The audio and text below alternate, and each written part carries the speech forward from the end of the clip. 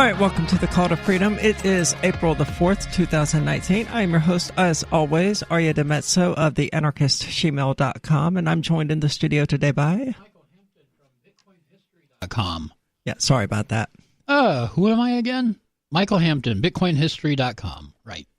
And as always, actually, it's a relatively light news day. It's been a slow news day. I had a lot of trouble finding anything to even possibly bring in. Yeah, the only thing I found that I really found interesting was the Church of Latter-day Saints, who, I believe those were the Mormons, correct? That is the Mormons. The ones with the special underwear that protects them from demons or whatever. It's amazing the kind of things that people will believe to be true. They have changed their position on gay people. Oh, really? Yeah, somewhat. It's not a very big change. They viewed it as apostasy following a purported revelation from God in 2016. Now, apostasy, exactly what does that mean? In the religious sense, I'm not sure what the technical definition would be. It's like when you're outside of the rules of an organization, I thought. According to Google, that's a completely unhelpful definition, the abandonment or renunciation of a religious or political belief. That is apostasy. Okay, so they're calling these people apostates in saying that they are not part of LDS. Yeah, it's saying that being gay is a renunciation of the Church of Latter-day Saints. As if they had a choice in the matter. Well, they do, really, because the position held by the LDS is that it's not a sin to be attracted to people of the same sex. The sin is acting upon it. Oh, okay. And it comes down to that thing that I pointed out before, that yes, homosexuality is a choice because any form of sexual behavior is a choice, unless you're being raped. Sure, right. You can't change who you're attracted to. You can't alter the features that one finds attractive. But one can choose not to act on those. So they were saying if you had sex with someone of the same gender, then you were an apostate and you were not part of the church. Correct.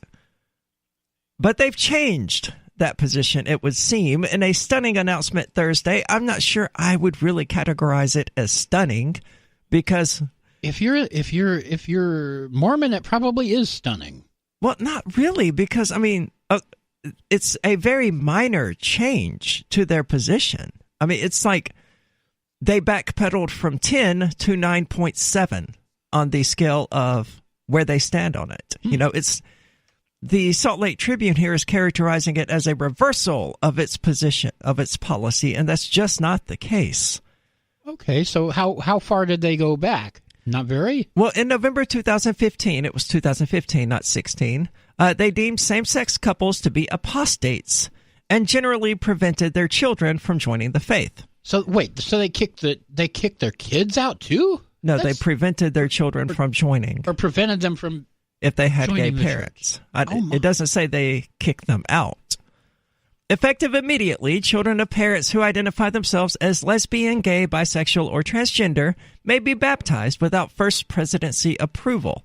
So apparently there were just some additional roadblocks if you had gay parents and you wanted to, for some unholy reason, join the Mormon Church. You had to get approval. Yeah, if the custodial parents give permission for the baptism and understand both the doctrine that a baptized child will be taught and the covenants he or she will be expected to make. So it's rather like, as long as you know that your kids are going to be taught a bunch of anti-LGBT BS, then it's okay if they join the church, really. Oh, yeah. Sure. In addition, same-sex Latter-day Saint parents no longer will be seen as apostates. Okay, that's a little farther, more reverse. I would rather see them do something about the tremendous amounts of adultery that occur within the Mormon Church, or that occur within members of the Mormon Church. I don't know what the average person's experience is, but I have lived in Las Vegas, where there is a higher than normal Mormon population, because it's right there in that same general vicinity as Utah. And I did not know a single Mormon who was not an attorney and who was not cheating on his wife with one of his employees. 100% adultery rate. Well, adultery is not that big an issue for a church. I mean, it's not like it's one of the 10 Commandments or anything. Well, they choose to focus on, and that's one of the things I liked about Will's Islamic position, is that, to him, sure, same-sex marriage is a sin, but so is sex outside of marriage, and so is all of these other things. And to him, none of them were any worse than any of the others. Right. Where are your priorities? But to the LDS, they would much rather focus on homosexuality and clearly just ignore the rampant adultery that occurs right there within their own ranks. Well, everyone's doing it, so... that they seem, in my experience, to know about. Previously, our handbook characterized same-gender marriage by a member as apostasy, Oakes told the assembled male area presidents and top female officials. While we consider such a marriage to be a serious transgression, they must have missed the part of the Bible where God described all sins as being equal, but, they missed quite a bit of the Bible. It will not be treated as apostasy for purposes of church discipline. Instead, the immoral conduct in heterosexual or homosexual relationships will be treated in the same way. So they're just going to ignore it like they do all the adultery? I'm fine with that, if that's how they want to play it. I just don't think that they should be targeting one particular sex act that they find distasteful while they ignore all of these others that, according to their own religious creed, they should similarly find distasteful and be doing stuff about. Well, I just remembered that they have their own book, the Book of Mormon, and I have never read it. I have. It says, and it came to pass like 40 times on every single page. I don't know why, but it does. And so it came to pass, and so it came to pass, and so it came to pass. It's the whole story of Mormonism is one that I find tremendously fascinating. My knowledge of it comes almost entirely from South Park. But to be fair, South Park did accurately convey what Mormons actually believe. They did not go into the special underwear. I found that via a YouTube video when I was living in Las Vegas. And wait, I thought South Park did an episode about the special underwear. Not to my knowledge. I mean, they did the Book of Mormon, and they may have included it within that, but that was a Broadway production. Okay. In the show that I'm aware of, they didn't mention the special underwear. I will find out. A non-member parents, including LGBT parents, can request that their baby be blessed by a worthy Melchizedek priesthood holder. These parents need to understand that congregation members will contact them periodically, and that when the child who has been blessed reaches 8 years of age, a church member will contact them and propose that the child be baptized. Why wouldn't the child propose that? I mean, that's generally how one would expect it to work. Yeah, this is not. If you're a child of a gay couple, lesbian couple,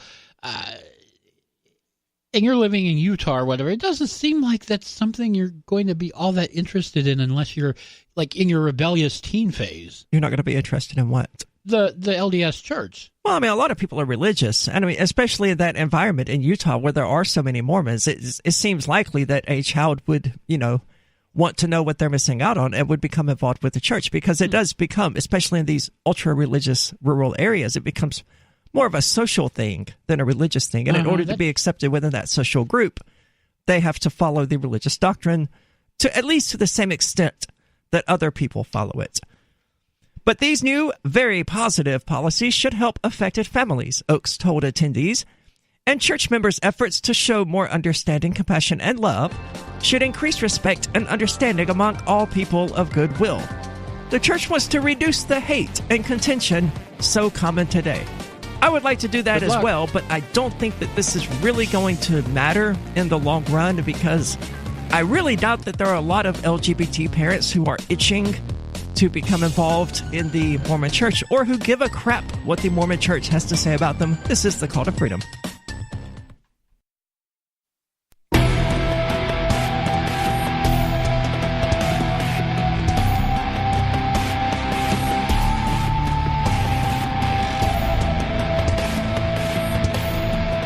All right, welcome back. This is the Call to Freedom, and as always, you're invited to give us a call at 603-283-6160. Again, that's 603-283-6160. Or if you prefer clearer quality, you can use the Discord call-in lines, which you can find at discord.lrn.fm. Now, even though the Salt Lake Tribune is characterizing this as some sort of reversal of past positions that is just going to make all sorts of positive changes in the world, a lot of people are being a bit more reserved about it, but not, it seems, a certain gay student at Brigham Young University who says, "My phone has been buzzing nonstop and I'm getting messages and calls from my gay friends, active and excommunicated, sobbing. I've been jumping up and down for joy on BYU's campus. Everything feels lighter today. The sense of revelation, the sense of hope for LGBTQ Latter-day Saints is in the air. There hasn't been a lot of concrete reason for that hope before today. Now things seem so much closer. It's like that glow before the dawn of a new day."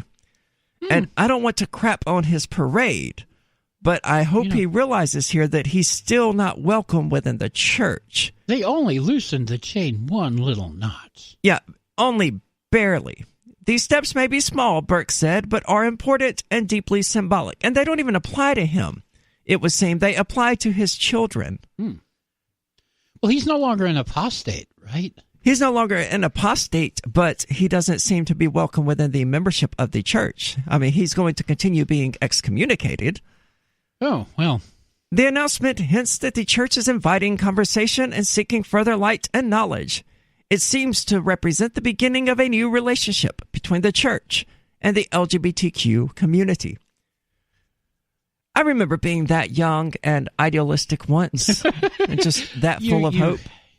The cynicism comes later when reality smacks you upside the head. Yeah, that's all I can see in his "this is a brand new day" kind of conversation. I mean, it's just hopeless hope. Hope springs eternal. I mean, when the 2015 policy came to light, Richard Osler was a lay bishop to a Latter-day Saint congregation of single adults in Magna, some of whom were gay. It led to a mini-faith crisis. Osler wrote in an email, "I was never able to gain a testimony of the policy, even though I continued to sustain our church leaders and do everything I could to bring people to Christ, or to our weird little fan fiction about Christ." Allowing children of LGBTQ parents to be baptized with simply the parents' consent puts the responsibility on the parents to make decisions for their children, which again I find odd because I would rather those children make such decisions for themselves, but whatever. So one of these excommunicated believers who happens to be gay can still enforce that doctrine onto their kids, and being gay won't prohibit their kids from being in the church, as long as the kids are straight. Or celibate.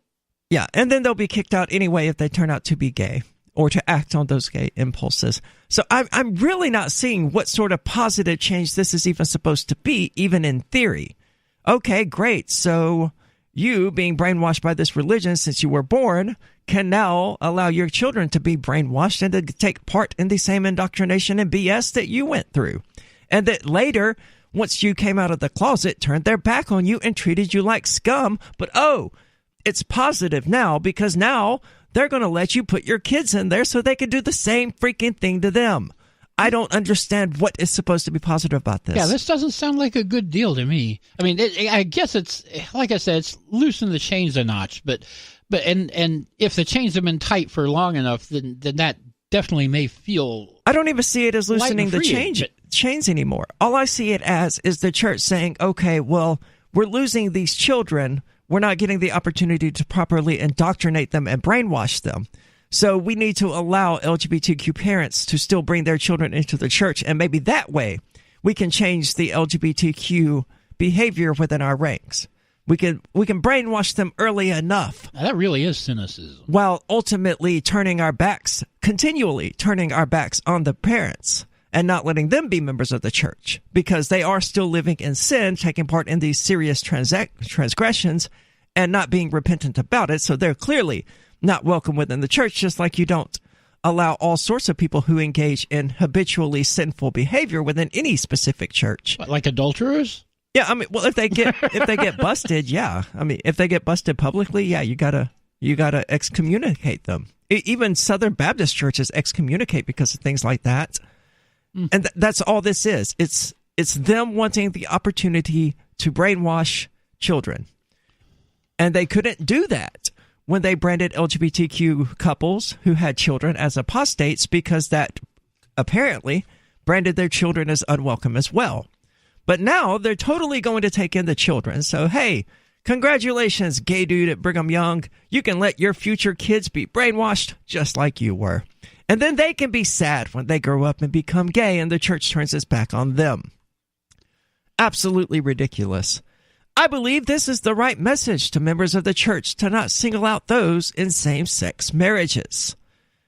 Tim Christofferson, gay brother of LDS Apostle D. Todd Christopher, good God, what is with these names, praised the move for taking away some of the heartache for gay parents and dropping the apostasy nomenclature. Effectively, we're in the same place we were in before the November 2015 policy, said Christofferson, author of That We May Be One, A Gay Mormon's Perspective on Faith and Family. My great hope and prayer is that congregations of the Church of Jesus Christ of Latter-day Saints, that name is way too freaking long, holy crap, will use this as an encouragement to do more to love and welcome their LGBTQ brothers and sisters into the midst, to create a place of acceptance and appreciation for the gifts they bring. Let's just say LDS because we know what that is. But they're still not addressing the elephant in the room, which is how they're going to deal with the LGBTQ parents. They've made a great big deal about the fact that, okay, well, we'll totally let the kids in now. All you have to do is want to have your kids in here, and we'll let them come. But what about the parents? All you've done is no longer branded them as apostates. You're still branding them as sinners. You're still calling them evil. You're still calling them transgressive just because of their personal preferences. I don't see it as an improvement.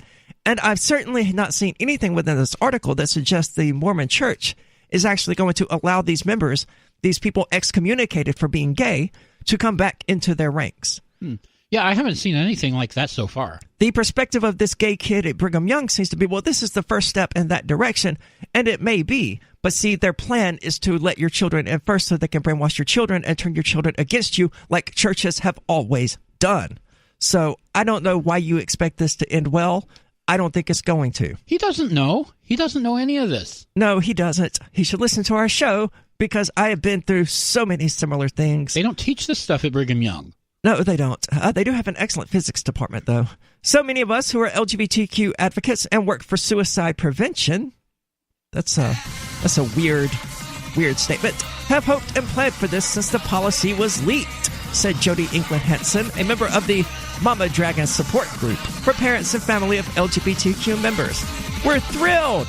We were crying and hugging each other, remembering all of the LGBTQ people who were excommunicated and committed suicide because of the 2015 policy. This is the Call to Freedom, and we're going to get back into this disgusting nonsense, so don't go anywhere.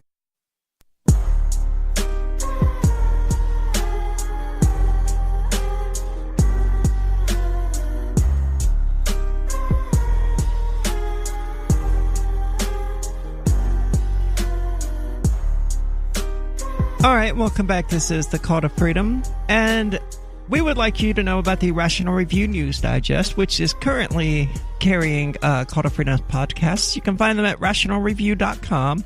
It's the Freedom Movement's daily news digest, aggregating stories from all over the internet that are of interest to libertarians and liberty-minded people. They include podcasts, videos, blogs, and news articles, so be sure to check them out at rationalreview.com to stay up to date on all of the happenings in the wider world. And speaking of the wider world, Utah, the Latter-day Saints in Utah have decided that they don't want to miss out on the opportunity to brainwash and indoctrinate kids just because their parents are homos. And a lot of LGBTQ people affected by this, or who presume themselves to be affected by this, seem to have totally lost perspective on what exactly is being communicated by the Church of Latter-day Saints, which is basically just them saying, oh, we still want your kids, we just don't want you. But we're going to go now to Richard, who is calling us from San Francisco, who wanted to weigh in on the Mormon Church. Richard, what are your thoughts about it? Well, hello, everybody. This is Richard the Fruit Simmons. I wanted to say that Deal a Meal is working, and so is anal plugging and buttsugging.com. Hello to everybody. I wanted to say that it's wonderful that the Mormons are allowing the LGBT rainbow dwellers into their circles now. What problem could you have with this, Aria? Well, they're not allowing the LGBTQ people into their circles now.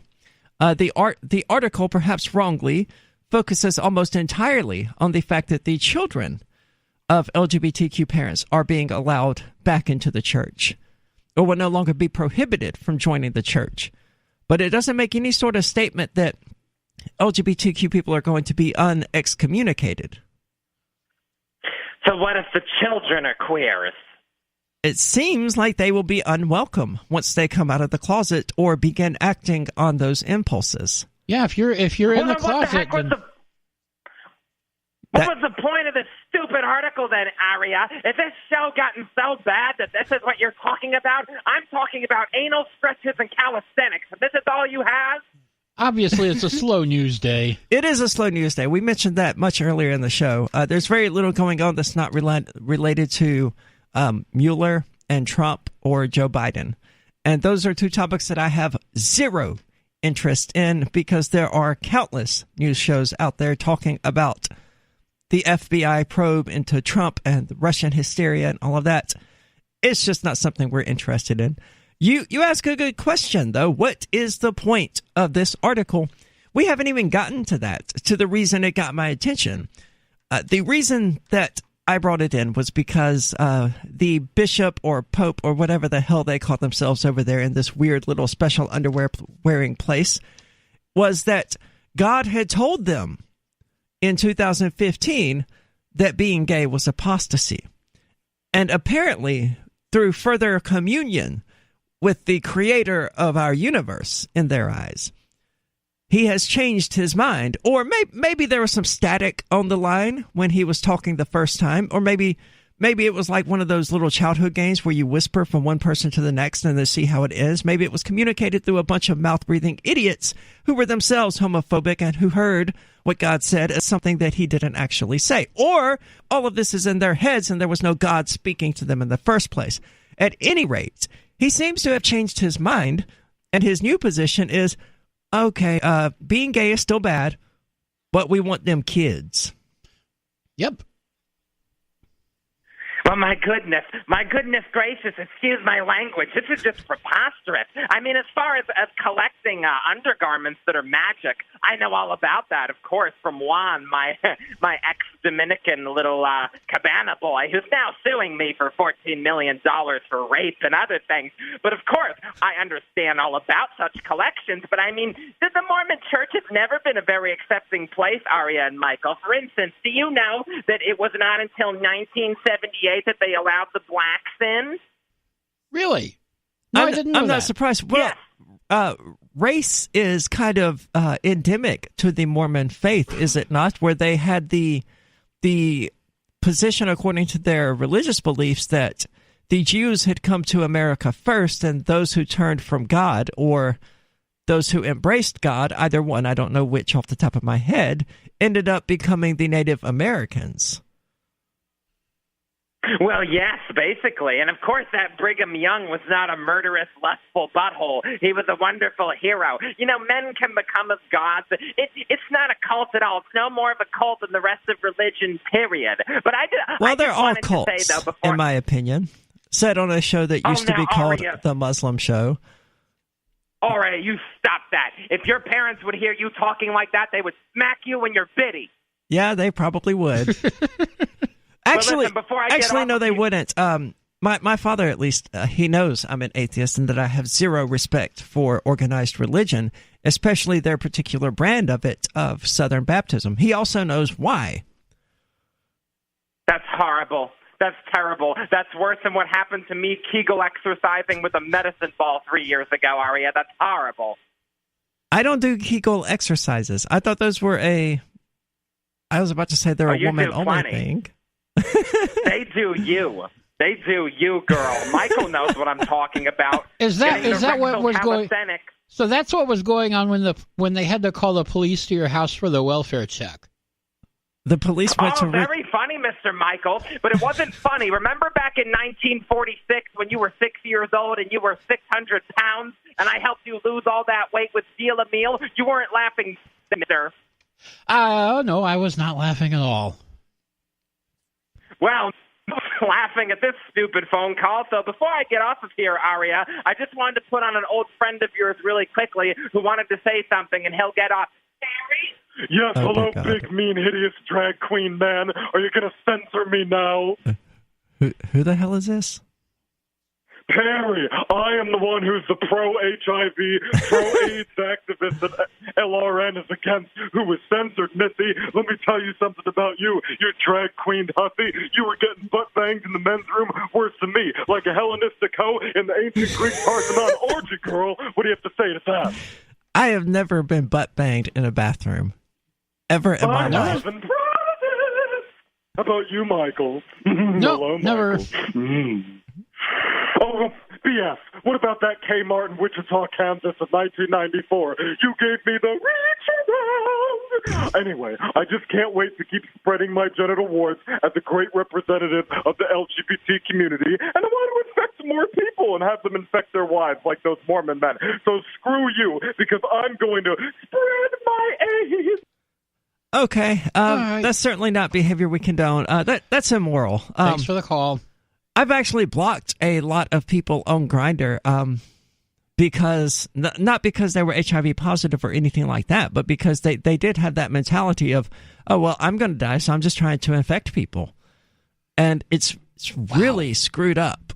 And I mean, especially since, HIV diagnosis isn't really lethal anymore. No, it's not. I mean, Why you're would still you gonna do that? Yeah, you're still going to die, but so is everyone. Yeah, everyone dies. It's a wonderfully helpful signal that the church is willing to make a policy correction quickly and publicly, Haglund said, a Boston resident. Many members have the experience of personal revelation, letting them know such corrections are necessary. Oh, so they talked to God too, and God told them that the church was wrong. Yeah, God told a lot of people, apparently. It's easy to understand that revelation could work that way for the church itself. Yeah, see, the way this whole thing works is that a person takes their own internal beliefs about these things. They go, I don't think it's right to condemn LGBTQ people. And because they have been so broken by organized religion, they have to attribute this to someone else. They believe themselves to be weak individuals, incapable of these sorts of things all by themselves. So they attribute it to this external entity. In some people's cases, it's coming from the church. And that's the reason they have these warm, loving feelings. And for other people, no, they're projecting it directly onto this magical deity who lives in the sky and tells them to wear special underwear.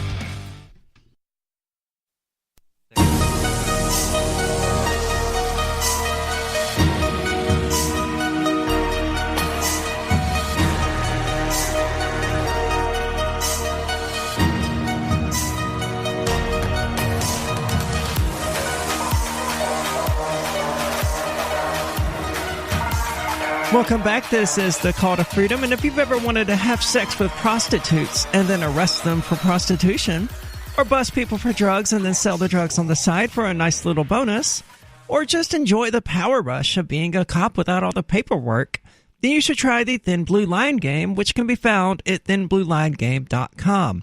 It's the only card game in the world that allows you to shoot someone over a broken taillight and then escape accountability with the magical phrase, I feared for my life. You know, typical cop stuff. Get it now at thinbluelinegame.com. Assault and battery is not included. But for a limited time, you can order your copies and use the coupon code CTF to have all shipping costs waived. So go get it. That's thinbluelinegame.com.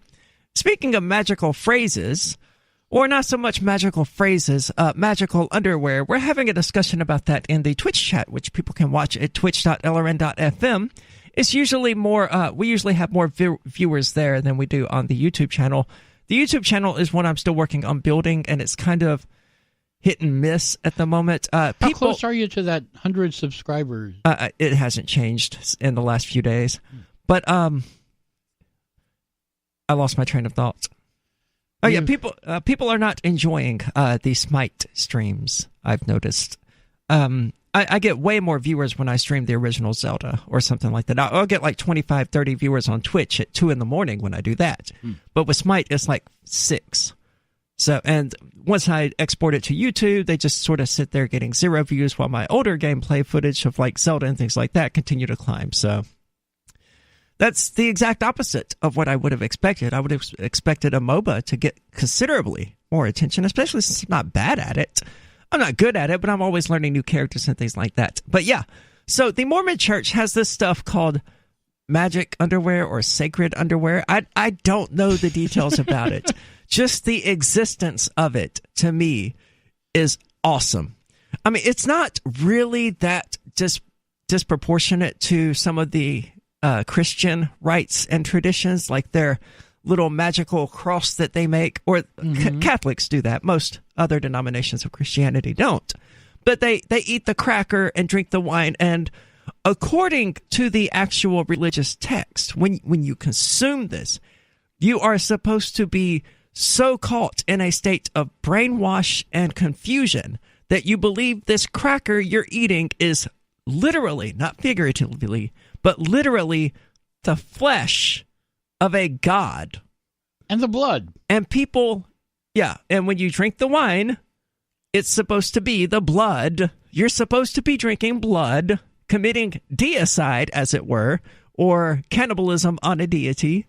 Or that's not what deicide means. Obviously, deicide means just to kill the god, but humans already do that. But you get to do it again and reenact the entire thing by eating his flesh.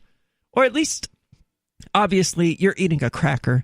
I don't care if you have managed to make yourself insane enough that you really believe you're eating flesh. Why do Catholics eat the flesh and drink the blood of? Well, it's not just Catholics that do that. The Methodists do it as well. Many the Protestant, but mostly the Catholics. No, I mean, it's not mostly the Catholics at all. It's part of all of the Catholic and Protestant traditions of Christianity. The smaller branches like Presbyterians and things like that may not do it, but the Methodists and the Baptists absolutely do. They don't do it as frequently. I think for the Catholics, communion is a more regular thing, maybe once a month or even once every service. But for the Southern Baptists, they certainly still do it, and so do the Methodists and things like that. They give you this little plastic cup with grape juice in it, and I love grape juice, right? So I was always happy to see it. Right. And they would go, "This is the blood of Christ." And I remember the first time hearing that, I was just like, what? They want us to drink blood?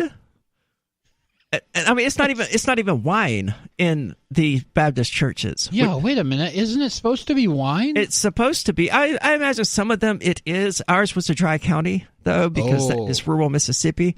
I would imagine there is a religious exemption because there were Catholic churches in the area, and I can't imagine them buying bottles of Welch's grapefruit juice, pouring it into plastic cups, and telling people, "This Welch's grapefruit juice is the blood of your God." Yeah, that wouldn't fly. Somebody would notice. So when Mormons go, "We have magical underwear to protect us from demons," I go, yeah, that sounds about right for religion. It sounds funnier, but you also have these people who kneel at crosses and things like that, and who don't even see the obvious paganism in their own religious traditions, with the whole halo evolving from the Egyptian sun disk and things like that, and Yahweh almost literally being a god of the sun and then being too stupid to recognize it, or too indoctrinated, too wrapped up in the religious tradition to recognize, oh man, we're really just worshiping a sun god. We're worshiping Ra here. We're worshiping Apollo, and we don't even realize it. You know, people who are raised in these religions, they aren't raised to look at it with a critical eye. They're raised to believe it. Oh, I know.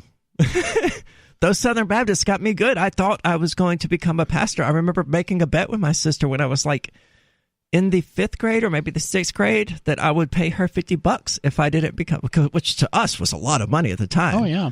To me, I was if I didn't become a preacher, I would pay her. So when did you pay her the $50? I think I became a preacher, just not of Christianity. Oh, okay. I have never paid her that $50, so it's not something I've given any thought to until this exact moment. I'm going to ask her if she wants that $50 because she won that bet. Yeah, I think she won that one fair and square. Well, I don't know. I do a radio show here every day, Monday through Friday. Well, are you preaching a religion? I don't know that preaching necessarily requires a religion in order for it to qualify as preaching.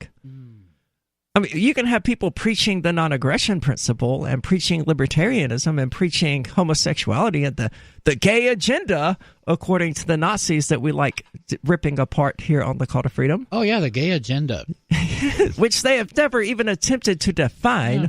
We're just supposed to totally take their word for it because they're like totes for real, not raving lunatics. Yeah, get a good job, get married, have kids, which the usual gay agenda. Which, interestingly, right, raise everyone's property values.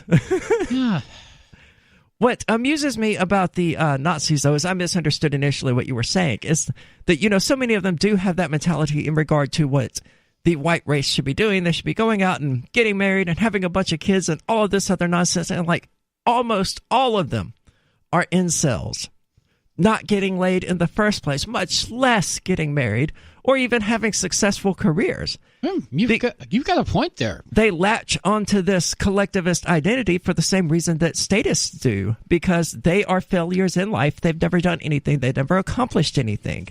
So that hurts their egos. In order to feel like they're not failures, in order to feel like they've achieved something, they identify instead with this mythical entity. With a lot of people, it's Christianity. Oh, well, I'm great. Even though I'm a failure in life and a drug addict who beats their kids, I'm a great person and I'm going to heaven and I'm worthy because I'm a Christian, right? You have the same thing in regard to nationalism. I may be a total piece of crap on cocaine and working at a gas station 2 hours a week because I can't get any other jobs because I've been arrested for embezzlement, but I'm an American, and that makes me better than all of the people who aren't Americans. And then you have the same thing applied to, I already applied it to religion. Incels and Nazis and you have the same thing in regard to these Nazis. Well, I may be a failure who got hooked on methamphetamine and lost all my teeth and made a bunch of stupid decisions and got myself arrested by throwing tear gas at people. But you know what? I'm white, so I win. It's just more escapism from the self, more methods that they use because they can't face their own failings. They can't face the shadows within themselves. It's almost Campbellian in the sense that they consciously choose to avoid the labyrinth rather than going in and fighting the Minotaur, because that's hard, right? No one really wants to do it. So they just choose not to. And instead they go, oh, well, I can instead latch onto this white identity or this LGBTQ identity, or this religious identity, or this nationalist identity, or any of these other collectivist identities, so I don't have to look in the mirror and go, you know what? I have really screwed up, and I need to seriously change in order to fix these things, and maybe that's why I'm an incel without a job. I think you're onto something there. I think so. I spent a lot of time thinking about this and evaluating the human condition, and that's generally my perspective on how these people end up in the positions that they're in. Like the psychopath in Vegas with whom I got involved. She did this exact thing, latching onto this, oh, well, I'm an indigo child, so I can't be judged according to normal Earth status. No, you're an immoral, psychotic bitch. I don't care if you think you're special spiritually. You've never done anything special other than screw people over. You're not special. You're just like everyone else.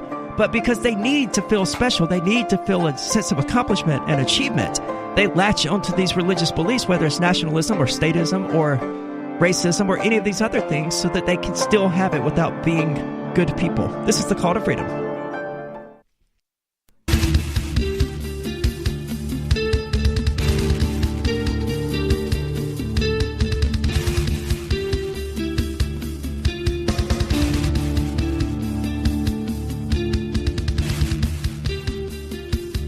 Welcome back. This is the Call to Freedom. As always, I'm your host, Aria DeMesso, composer of the song you're hearing, which you can find on SoundCloud, but I don't have a URL presently because they don't allow you to change your URL once you've set it, and I needed to remove the hyphen from mine, so I had to delete that account and create a new one, and it's not currently old enough in order to set a URL manually. How old does it have to be? I think 30 days. 30 days. Yeah, and it's like 4 days old at this point. So it's just a matter of time, and then it will be at soundcloud.com/Aria DeMezzo. You can also find it Actually, you can't find it anywhere else, come to think of it. Uh-oh. I'm so used to having all of my music uploaded in places like Reverb Nation and SoundCloud and things like that, but I stopped doing it since I'm really just making music for me these days. I'm the only one who listens to it anyway. Well, now other people listen to it, but not really by choice. Yeah, you just throw it at them and they kind of listen to it and don't really give it much thought, because who pays that much attention to the music beds? Well, I do. When they're good. Okay. And I think we have good music beds. But that voice you're hearing, of course, is Michael Hampton. That's me. Who is joining us from BitcoinHistory.com. And he's brought in a story, speaking of white nationalists. Rev has pointed out in the Discord, in the Twitch chat, that not all Nazis, basically, is what he had to say. In regard to my characterization of Nazis as, being these sort of losers who latch onto this ideology because they're failures and they need to identify with something that they believe to be greater than themselves. Oh, they're failures, all right. I mean, that's the only way you get into an ideology like that in the first place. Well, he says I'm painting it to be 90-10 when it's actually closer to like 50-50. I'm not aware of many actual Nazis who have adopted the ideology for anything other than that somewhat understandable need to identify with something greater than themselves. And what they latch onto, because they're hate-filled, they're damaged individuals for whatever reason, rather than Christianity or just simply nationalism like most people do, or some other thing that they latch onto. They choose, white nationalism. But speaking of Nazis, Jack Renshaw, a neo-Nazi who said that homosexuality was unnatural, has been revealed as a pedophile who groomed young boys.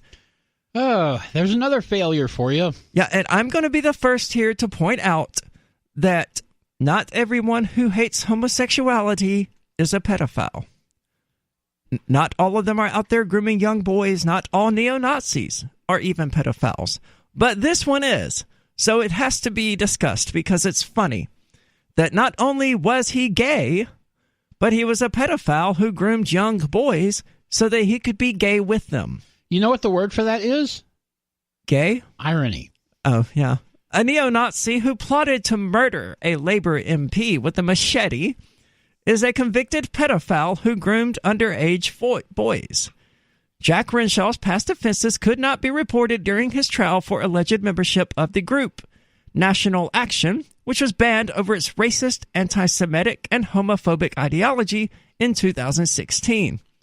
But restrictions lifted when the jury failed to reach a verdict on charges that Renshaw and two other defendants remained members of the group after it was proscribed. Renshaw previously admitted plotting to murder Rosie Cooper, the Labor MP for West Lancashire, Lancashire, okay, and a police officer who investigated him for child sex offenses. So he was being investigated for child sex offenses and plotting to murder the cop who was investigating him. Apparently, he really likes the young boys. The 23-year-old was first arrested in January 2017 over speeches where he called for the genocide of Jewish people.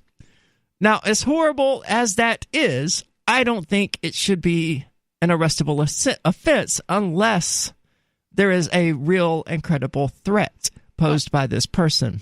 You don't think people who just happen to have this belief that certain people should die, you think they actually have to do something toward that end? Yeah, they have to actively be planning it, like he was in regard to the police officer who was investigating him for child sex offenses. And I debated with Matt Keenel of Dankertarians, the libertarian socialist who is no longer a libertarian and is just a diehard statist for the left, about this very subject. There's a long-standing tradition in Western society that has more or less worked, that a threat has to be real and credible before it can be acted upon in self-defense.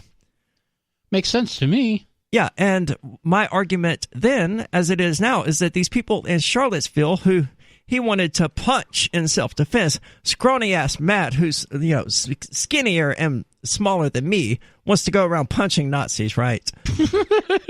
Yeah, that's going to work well. He wants to go to Charlottesville and punch Nazis because of the things they're saying, because apparently even saying these threats constitutes a credible threat.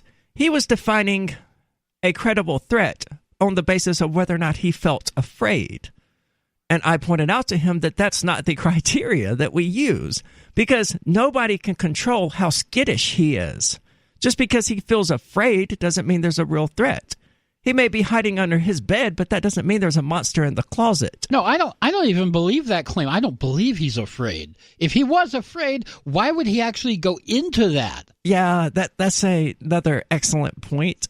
We went through something similar to that here in Keene back in January-ish, yeah, I think it was. That does sound vaguely familiar. It does. I mean, a lot of people claim to be afraid of things while actively advocating for doing things that put them in those danger. Supposedly dangerous positions.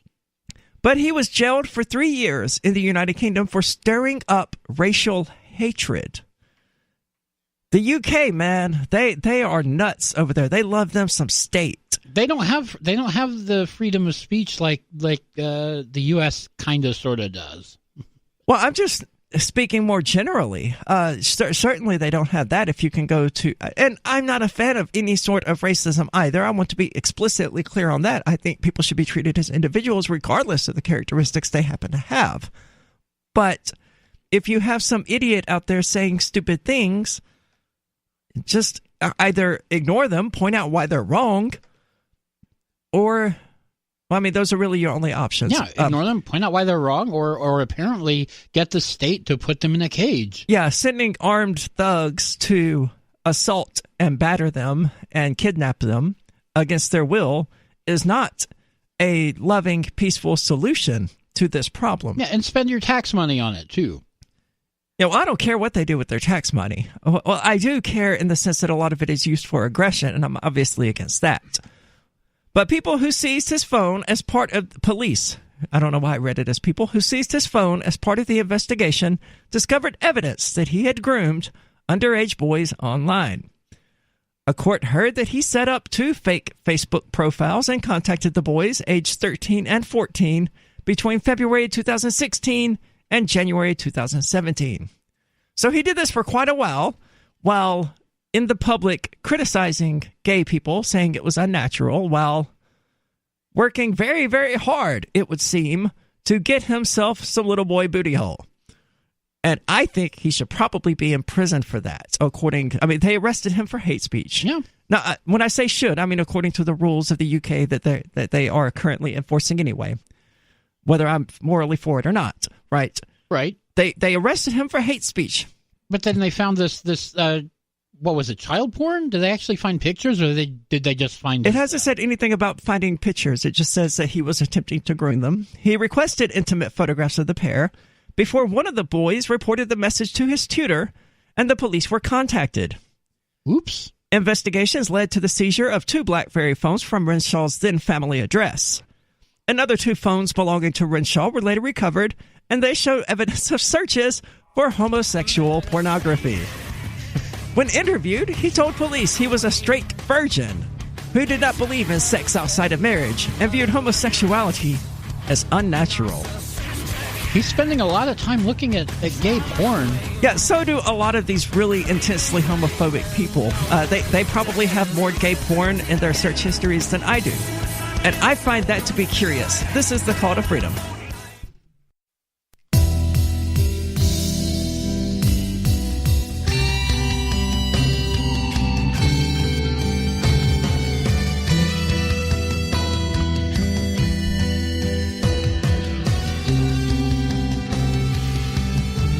Welcome back. This is the Call to Freedom. As always, you're invited to give us a call at 603-283-6160. That number again is 603-283-6160. Or if you prefer clearer quality, you can use the Discord call-in lines, which you can find at discord.lrn.fm. And we've been discussing, we jumped pretty quickly, not entirely sure how, from the Latter-day Saints Church into the issue with, I guess, Nazism and pedophilia? And just collective... Well, no, this was before that. This was sort of the segue that led us to Nazism. And that sort of collectivist mentality that causes people to latch onto things that they believe to be greater than themselves. And meanwhile, Michael found a story about a Nazi a neo-Nazi. I don't think it's necessary to point out that they're neo-Nazis, you know. I think Nazis is sufficient. Obviously, they're not members of the National Socialist Workers' Party of Germany. I think in the year 2019, that should go without saying. Yeah, that party is probably a little gone by now. Yeah, and Chris Cantwell actually made that contention on Shemale versus Nazi. When I asked him if he was bothered by being called a Nazi, he was like, well, obviously, I'm not a member of the Workers' Socialist Party of Germany. I was like, that is a complete non sequitur at this point, because that's not what Nazi means to anyone in the modern world. Now, to be fair, Nazi to a lot of people means somebody who disagrees with me. But that's not what it actually is. This was an actual white supremacist. And increasingly, I'm seeing just white supremacism tied directly to Nazism, where if you're a white supremacist, you're necessarily a Nazi. I don't know That's not what it means, though. Does it? Not entirely. I've never tried to distinguish the two. I just see it happening. Is that not accurate? It does happen. I'm not saying it doesn't. That's not what I was saying at all. I'm saying that Nazism is not just white supremacy, because there are lots of white supremacists that aren't Nazis, like your average Democrat and your average Republican. Well, what is the difference? Racist. What is the difference? Well, they may not be overt Nazis. Does it mean that does that mean then that every racist is a Nazi? Every white supremacist would be my contention. Is that going to be our definition now? I'm not defining anything. I asked the question. Because, I mean, if every white supremacist is a Nazi, then there's a lot more Nazis out there than we know about. Well, I mean, that's generally the contention of the SJWs, right? Is that there are a lot more white supremacists out there than we know about, and that we're overrun with Nazis and that we don't even realize it. I would agree that, there's a lot more racism, especially within the institution that is the state, than people care to admit. Well, that you couldn't keep racism going this long without a state. Right, yeah, because, we would learn very quickly, like we're learning via the internet, that people in Pakistan and India and Indonesia and China and Russia are just freaking people just like us. Yeah, we're all the same. And that the only difference between them is that they live in a different geographic location and they have a different state that is telling them historically that we're the evil ones. Because I've always found that to be curious, that the average American does just believe the Russian people are just these evil, murdering psychopaths who hate gay people and all these other things. It's like, you realize they think the very same crap about you, right? Right. But they don't seem to have the self-awareness to recognize that. It's the old divide and conquer trick again. And that's why we have a world that is absolutely overrun with states. Renshaw told a jury at Preston Crown Court that counter-extremist group Hope Not Hate had maliciously hacked his mobile phones to send messages of a sexual nature to the teenagers. Okay. Well, I'm not going to agree or disagree. I would certainly say that's probably a plausible way of people wanting to deal with neo-Nazis. I mean, I wouldn't condone it. It's plausible someone might do that. Well, I mean, if he's a prominent hate speaker out there giving speeches enough so that he's actually arrested for it, I wouldn't be surprised if some counter-extremist group, which apparently does actually exist, went through the effort of hacking his mobile phones to send these messages to the teenagers. I'm not sure that I agree that that's what happened here, but I'm not saying it's impossible. Yeah, it's certainly possible. Yeah. He was using BlackBerries. What year was this? 2016. 16. BlackBerries BlackBerries were dead by 2016. What? No, people still use BlackBerry is still making hardware today. Actually, I think they discontinued their hardware in late 2018. Yeah, the little that BlackBerry is actually making now are actually Android devices. Yeah, they discontinued the hardware. But I mean, they certainly still existed in 2016, and we're still making new phones. I would not recommend anyone it's not, he's making out like it's super easy to hack a mobile phone as well, and it's not. It can be easier with Android if you know what you're doing. I mean, that's literally what rooting is. Right. But BlackBerry is more like Linux. You know, it's not popular enough. It's not used enough by people to bother to learn how to hack it in the first place. He was placed on the sex offenders registry for 10 years and was told by Judge Robert Autumn his 16-month jail term would start after he has completed his sentence for inciting racial hatred. Oh, consecutive sentences. That's pretty rare in the UK. Well, they are totally unrelated crimes.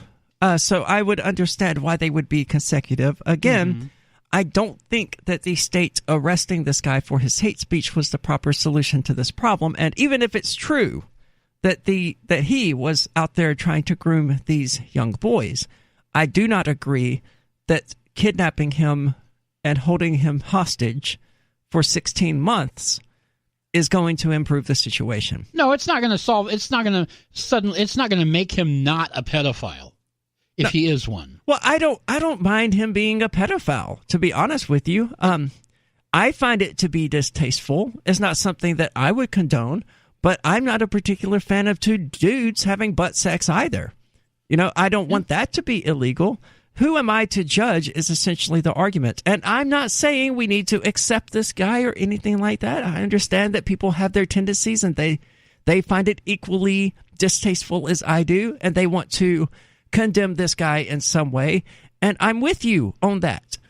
Yeah. I think we should disassociate from this guy. We should criticize him for attempting to act on his pedophilia. We should do all of these things except initiate force and violence against him. Yeah, and I'm making a different argument that prison is not actually going to help. No, it'll probably make him gayer. Well, at least in the United States, it would make him gayer. I don't know about UK prisons. So I imagine that all prisons are probably about the same in that regard, regardless of where they are. Well, I don't know. The UK prisons might be totally different because they're weird in the UK. I mean, they all be trustees and you're expected to return when the sun goes down, for all I know. I mean, yeah, could be. I disagree, Reginald. Renshaw said he would then commit. Hold on, I missed something. In July 2017, he told fellow neo-Nazis of a plan to murder Miss Cooper with a machete, take hostages in a pub, and lure DC Henderson there to kill her too. Renshaw said he would then commit suicide by cop by pretending to have a suicide vest on and to leave a video behind claiming the attack had been done on behalf of National Action. This is the Call to Freedom. We're going to try to dig further into this lunatic's head, so don't go anywhere. Yeah, nice guy.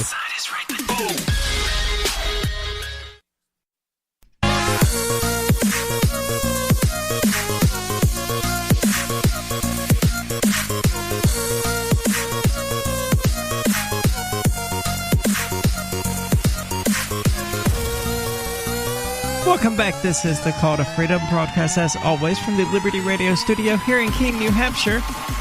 And you're invited to give us a call at 603-283-6160. Again, that's 603-283-6160. Or if you prefer clearer quality, you can use the Discord call-in lines, which you can find at discord.lrn.fm. Well, it seems that Rev isn't calling, but he is spamming up the Twitch chat. With various, well, and it's not even spamming. He just types a lot, right? Mm-hmm. He said something. I don't know exactly what started it all, but he said something like, "If you think race doesn't really matter at all," and I responded quite naturally, "Race does not matter at all, because it doesn't." He responds, "You have the privilege of saying that because you're not surrounded by a crap." What is that? What is this? It's censored. I don't know what it's supposed to be. Ghetto, I guess. Rev, let me tell you a bit about where I'm from, man. I am from rural Mississippi. Mississippi, which has the highest percentage of Americans in the United States that happen to be black. I lived in a trailer park with a black couple with whom I'm still friends to this day. I grew up across the street from the projects. Yeah, I literally grew up. Well, I didn't grow up in the ghetto, but as a young adult, I spent time living in the ghetto.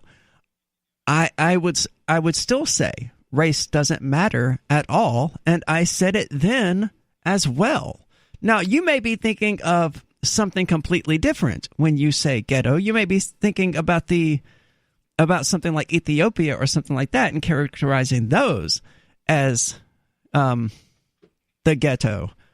But I would not agree. I think ghetto is an American term generally meant to disparage these black communities that were almost shuffled there in the same way that we shuffled the Native Americans into reservations. Only we used economic pressure in order to do it to the black Americans, while we used guns directly to do it to the Native Americans.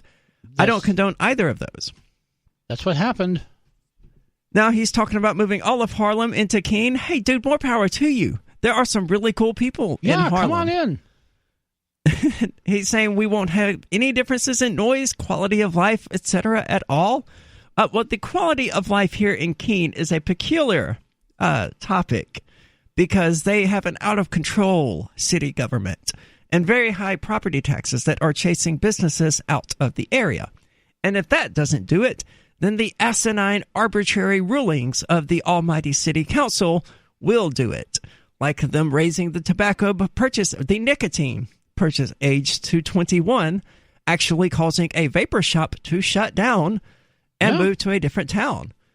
And that's several employees out of jobs because of it. And it's various regulations like that keeping people from opening all sorts of businesses here. And because of that, there are not any sort of industrious jobs or anything like that, which there could be, right? But we need the city council to sort of, I don't want to say... Stop getting in the way. Well, I don't want to say get beheaded, but I think that guillotines would be useful in this situation, just to make the statement that, hey, you people, you're strangling us, you're killing us, you're chasing out all of the industrious people because you're not allowing them to be industrious. It might be the talk of the town if a guillotine suddenly showed up in front of City Hall one morning. That would be fun. I like where this is going. Jay Noon could probably build a guillotine. Jay Noon, he's a host of Free Talk Live on Wednesday nights, by the way, for those who are unfamiliar with it. It's the show that comes on just after hours. I wonder if I can talk him into building a guillotine for me to put in front of the city council building. Oh, my. I don't know how that would go. I think I'd probably get arrested. I don't know what would happen, but yeah, arresting is probably on the table. But technically, I'm just making a political statement. I'm not threatening anybody. I think that the existence of a guillotine would probably serve as a pretty good reminder that, you know, they need to stop killing us, killing the people of Keene, turning them into heroin junkies and meth junkies because they have nothing else to live for. Their lives aren't improving. They see no opportunity for their lives to improve. They become trapped in this sort of rut where the only way out is self-destruction. And they don't even see it as self-destruction as much as just escaping from the nightmare in which they found themselves. Yeah, that's it. That was the general addiction. Yeah, that was the general campaign I used when I ran for sheriff last year. Is that these people and that's why I couldn't have really done anything to fix the heroin problem, is because it's not a subject for law enforcement to even fix. It's a statism problem. That's why people are losing their faith in humanity, their faith in themselves here in Keene, is because their opportunities for employment are like Walmart, gas stations, restaurants, things like that. There are very, very few industrial jobs, even in the county, that they could take to actually earn what they characterize as a decent living, or a living wage, or however they're describing it these days. In order to fix that, we have to get rid of these regulations that are preventing it almost literally in the first place. I don't think drug rehab, we've been told on YouTube that they think the state should provide rehab for drug addicts. I don't think that does much good. I think that the only way to do anything about a drug addict is if that drug addict seeks it out for themselves. Yeah, they've got to want it. Rehab doesn't work unless they actually want to get help and get clean. Yeah. I've actually worked with this chick who was in one of these drug rehabilitation programs, drug court, something like that. And because she failed, she was sent to rehab. And I remember she was so excited about going into it, right? She was like, this is going to be great. I'm going to get my life together. And she came back out, and 2 weeks later, she was back with the same circle of friends and back doing heroin again. It's like, you're not fixing the underlying issues. And the underlying issues, when you see heroin and methamphetamine being just rampant as they are here in Keene, like Marlborough Street could just about be renamed Methamphetamine Street, and nobody would notice the difference. Yeah, sounds about right. About once a month, I will drive past it. I will drive down that street on the way to the studio, and there will be a hazmat team there breaking down a meth lab about once a month. And that's not even getting into the heroin that is just being traded all around Keene, New Hampshire. When you have something of that scale, when you have that level of hopelessness, that level of despair chasing people into these notoriously destructive drugs, you have to ask, what is it about this environment that is causing people to be so hopeless in the first place? And the only answer here in Keene, I mean, it's a nice place. It's a nice town. It's got a lot of really nice people. It's got decent wages and things like that. The issue is more the jobs, and there's no sense of progress within these jobs than the actual wages themselves. And all of this is a result of burdensome regulations imposed. But you can't even open a homeless shelter here in Keene without like $17,000 up front just to pay for the licensing and to get the state off your back to give you permission to open that shelter in the first place. That bit is ridiculous. It's absolutely bizarre. None of it's going to help real people. If you want to help a drug addict, all you can really do for them, and I'm not saying there's any sort of, you just need to be able to give them a hug and then all of their drug problems will go away. No, it's far worse than that. You have to address the underlying hopelessness. And from what we see here in Keene, New Hampshire, which is, again, a nice place to live, with a pretty good climate, and it's sort of a nexus here in Cheshire County, people coming and going and all of that. It's nice if the state's not messing with you. Yeah, the hopelessness is brought about by the state. And even then, we have the state's enforcers who are relatively innocuous. The Keene Police Department, they could be a lot worse. They used to be a lot worse, it would seem, but because of things like Derek J's Victimless Crime Spree, which you can watch at victimlesscrimespree.com, and other activism from libertarians who have come to Keene solely for the purpose of pushing back against this state that, is oppressing people, the police department is now used to being recorded. Judges are now used to no one standing up in their honor when they step into the courtroom. That's a good one. And all kinds of really cool things like that have just really shown the state that who it's messing with, and that we're not going to be pushed around indefinitely. And this is the Call to Freedom, so don't go anywhere.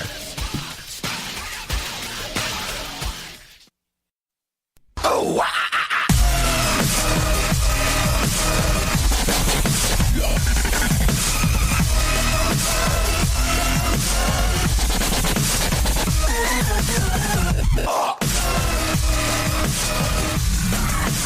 All right, welcome back. This is the Call to Freedom. And as always, I'd like to remind you that our podcasts have moved and are no longer being uploaded to Spreaker. You can instead find them at Podbean by using calltofreedomlive.podbean.com. You can also use the RSS feed for various podcasting apps, which has the same URL followed by /feed.xml. Again, that's calltofreedomlive.podbean.com.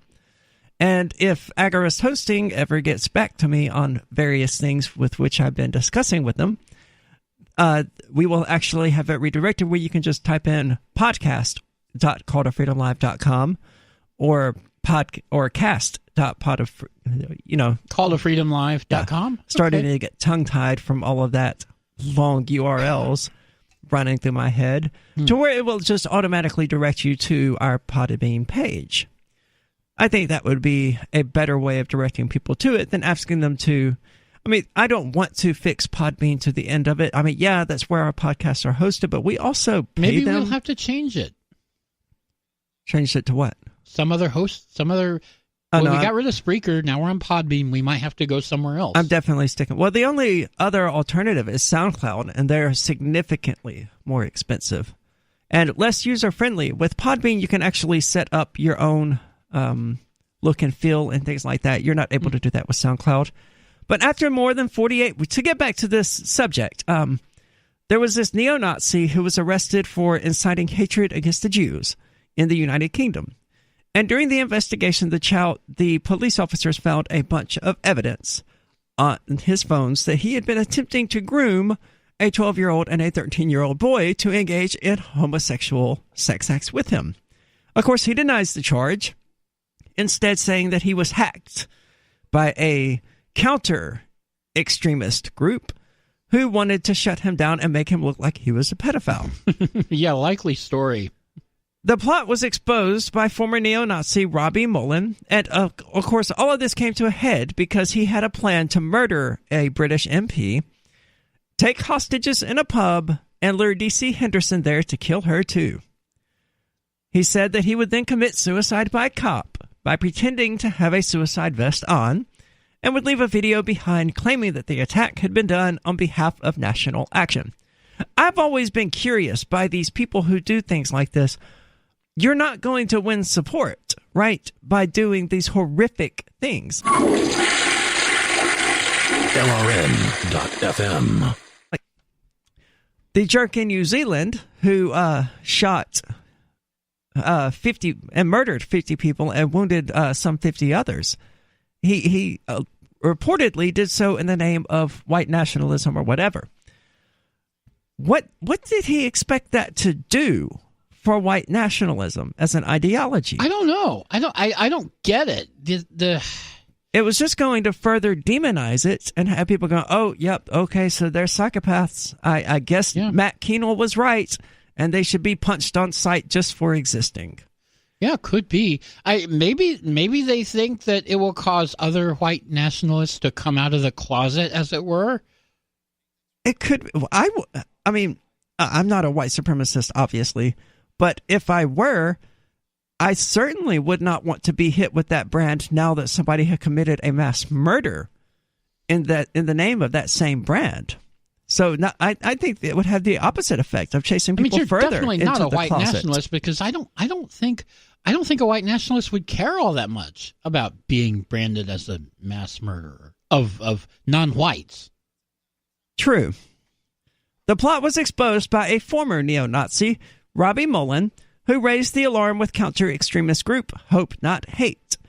After more than 48 hours of deliberations, a jury failed to reach a verdict over whether Renshaw of Skelmersdale in Lancashire and two other defendants were members of National Action at the time.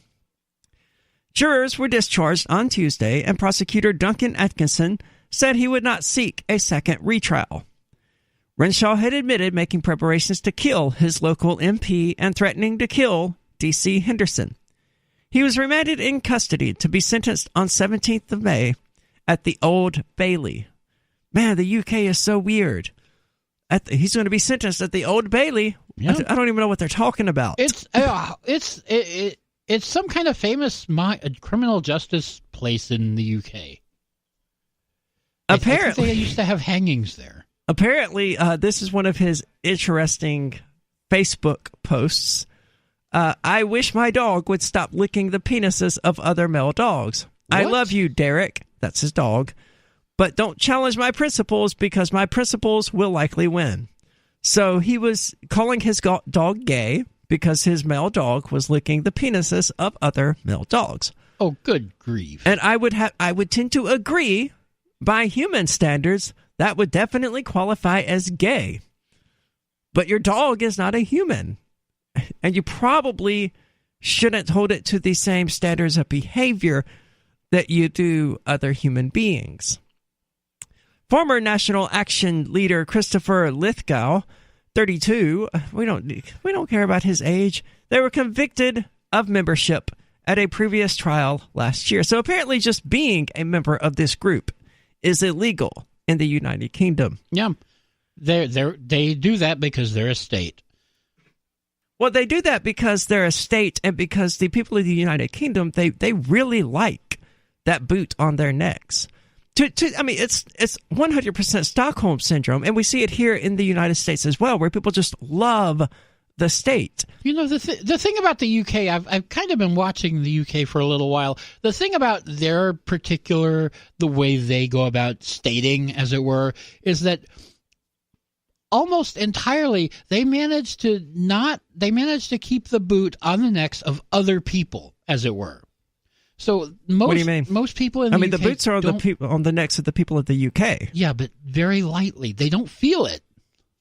They don't notice it. Well, they notice it. They just love it. And that's the Stockholm Syndrome aspect. They notice these CCTV cameras everywhere. Oh, yeah, that they notice. They notice and that they like that. They notice that they can't own guns. They notice all of these oppressions. They notice their violations of their right to free speech. They notice all of this stuff. They just like it. They think it's a good way, that's exactly my point. It's Stockholm Syndrome. They have come to love their own oppression. And we have it here in the United States as well, where it's not just the bootlickers on the right waving around their stupid thin blue line flags. It's true of the left as well. They preach that only the police should have guns while they demonize the police as disproportionately targeting black men. Make up your freaking minds. But it's ultimately because to them, just like in the UK, it's not about any sort of social justice. It's not about blacks versus whites. It's not about racism. It's not about the police being proven to be racist against black people in the United States. It's that they want the state to be under their control. They want to be the ones enforcing that boot on other people's necks. It's exactly what it is. And that's why they love the boot. That's also why you have people on the right who love the boot as they carry around their come and take it flags right beside their freaking thin blue line flags, like they have no awareness whatsoever that the people who are going to come and take it are the ones that they're busy supporting with that stupid thin blue line flag. These people want to oppress you with the left boot, and these people want to oppress you with the right boot. Yep. That's it. That's ultimately what it boils down to, and people love it when it's their own boot. The Republicans love it when it's a Republican boot on their necks, like Donald Trump. Yeah. And the Democrats love it when it's a Democratic boot on their necks, like Barack Obama.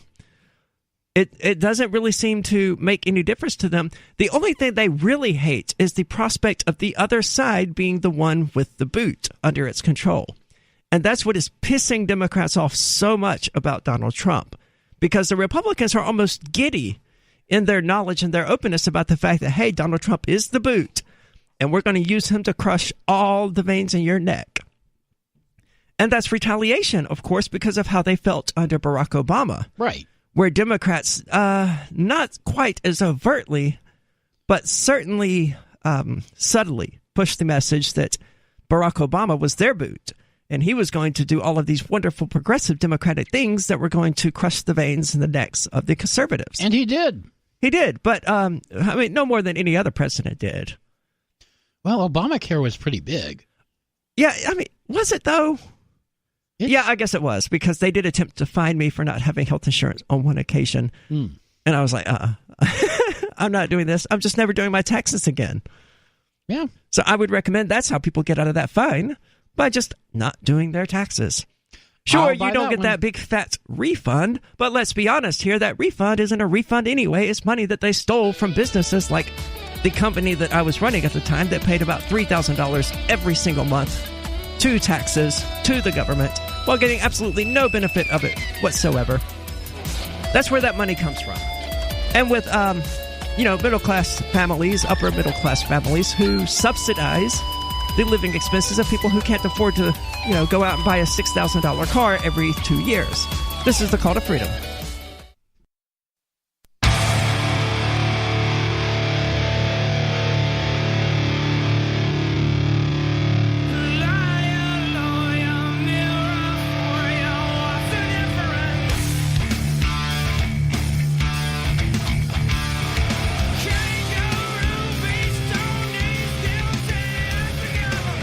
Welcome back. This is the Call to Freedom. I'm your host, as always, Aria DeMesso, author of Dancing in Hellfire, which you can find on Amazon. And I'm joined in the studio today by Michael Hampton from BitcoinHistory.com. And we're having a lively chat on YouTube for those who would like to join it. You can look me up by searching for the Anarchist Shemale or Aria DeMesso or any of these other ways.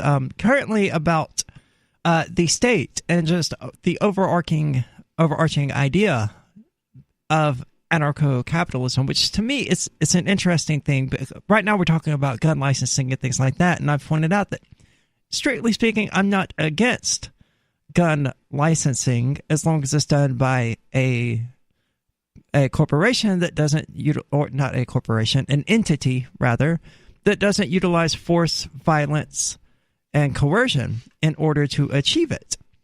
right? You mean like some company that would give you a certificate that says you know how to use a gun, you know how to use a rifle in this situation, you know how to use a shotgun, you know how to use a pistol, you know how to do this particular type of defensive, you have this type of defensive training, whatever. Yeah. The NRA already does that. The NRA is stupid, though. Yeah, true. I mean, the NRA is absolutely part of the United States government, everything but technicality. That's true, but I'm just saying they have these programs already that they will train you, and they will give you a certificate that says you've received this training. Sure. And we have yes, and there are other organizations, too, that will give you firearms training. Saying I'm talking about certification, not licensing, that's nitpicking. The difference between the two is negligible. That's all your driver's license is a certification that you know how to drive, right? No, it's a certification that you paid the government some money. Well, fair enough. Yeah, it's technically speaking, yeah, because there's a lot of idiots out there with driver's license who have no idea whatsoever how to drive. But there's no qualitative difference between a certification and a license, except the license permits you to do the thing while the certification says you know how to do the thing. That's a pretty big difference. I mean, it is, and it comes back to the matter of states and their use of force and violence. What he's essentially arguing is that if you don't get the state's permission, then they should be able to use force and violence against you until you obey. And I am adamantly against that. And I can't believe that anyone who claims to be a moral individual is propagating that ideology.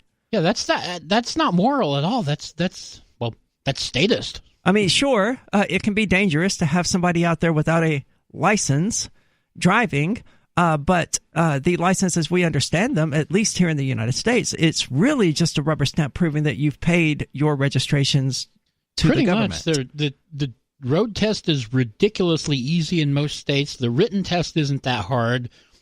It's multiple choice, and if you get it wrong, they'll give you another chance. And it really, the license doesn't tell whether you're a good driver. But if you've taken a driving school, like BMW's got an advanced driving school in New Jersey, and if you've gone there, then you know how to drive at high speed, drift your car, and do all this other stuff that you may never actually have to do, but you're prepared for all kinds of situations. Interesting. I did not know such a school existed. Yeah. I don't believe that he's openly calling for gun registration. Cars have to be registered, and they aren't banned. They are banned if they're not registered. And the police will pull you over for it. Yeah, they will. And if you happen to be black, or if you just say something that they don't like, they will murder you in cold blood. And get away with it. And they will get paid vacations, and then a jury will find them not guilty. That's the reality, right? That's the world that we live in. That's how this statism. I realize that a lot of people think that, okay, it could work, right? We just need good police officers who don't shoot people. We just need good laws. We just need good politicians to pass those laws. It's just the wrong people are in there. I totally get it. In theory, yes, totally, statism could work just fine without all of this murdering and robbery and theft and rape going on. But it doesn't. And the Stanford prisoner experiment shows us that. Yeah, and it shows us why. When you put an ordinary person in a position of power over other ordinary people, they immediately devolve into just immoral, abusive monsters. That's the way it works. It's part of human nature, so we have to work around that. Right, and that is, to be fair, why anarchism will not work here in the world, here on Earth. That's why the only alternative I see, the only way we're ever going to have an anarchist society, is if all of the anarchists go, you know what? Let's go build this anarchist society where we just don't shoot each other. Do I have any examples of not-state societies working? No, I don't. Do you have any examples of state societies working? No, you don't. No, we don't. What you're asking for is effectively shifting. It's not shifting the burden of proof. That's not correct. I know the name of it, but I can't think of it off the top of my head. You're demanding the impossible, though. Yeah, it's a logical fallacy. And it's a common tactic among people who advocate statism as a solution to problems. Like, well, you can't prevent all murders either, therefore our system is better. It's like, look, if you can't prevent all murders from occurring, then why do I have to when I propose this alternative solution, right? I don't need an alternative in order to demonstrate that your system is wrong and should be gotten rid of. Right. It's morally wrong. I don't even care if it works. I don't care if statism works. It's morally wrong to use the threat of violence and to use violence to force people to the will of other individuals. And I don't care if it manifests in theocracy, democracy, republicanism, or any other sort of ocracy or ism. It's immoral. And that is the hill I will choose to die on every single time. Yeah, there is no morality in the state. It's not possible. No, because the state is a type of government that utilizes force and coercion in order to achieve its aims. And it has this whole religious aspect to it. We discussed this on Free Talk Live a few months ago, where it's got all of the religious ceremonies, it's got the prayers. Good God, at the Cheshire County Republican meeting, and I still have it recorded on my phone, but that phone is now broken, and I never actually extracted it. Good on me for that. Delayed it until it was no longer actually possible to do, where after they said the Pledge of Allegiance, they just randomly burst out into song, right? What? And yeah, they did. They just started singing My Country 'Tis of Thee, or whatever it's called. And it was weird, right? It was very weird. That is weird. It was exactly as weird as you would expect it to be. And then afterward, one voice rang out in the silence, Amen. And that tells me everything I need to know about the state. You have the judges come out there in their robes, their religious guards. Realistically, the aesthetic features of a courtroom are identical to those of a church. The Pledge of Allegiance, all of these little patriotic songs and things like that, they're just hymns being sung, and they're prayers being offered up to the state. It's all ritual. Yeah.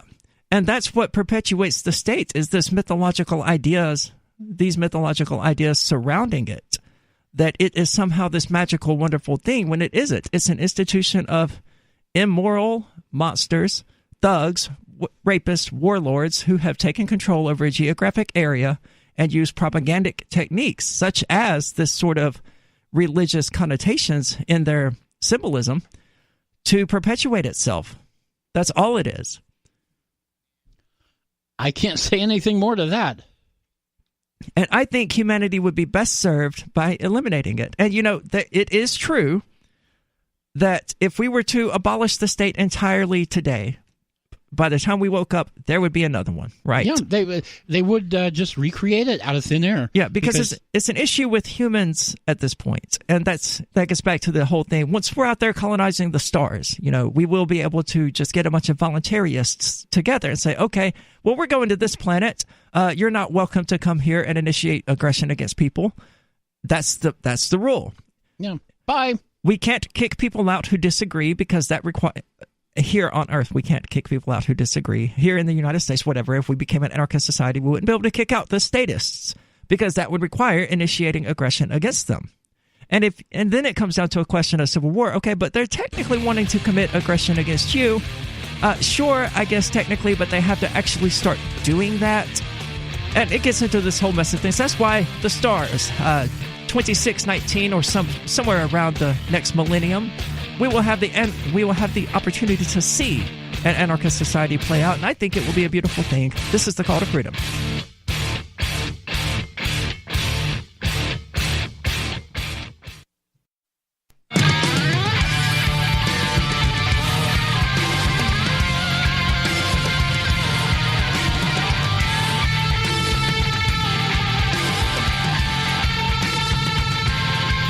All right, welcome back. This is the Call to Freedom.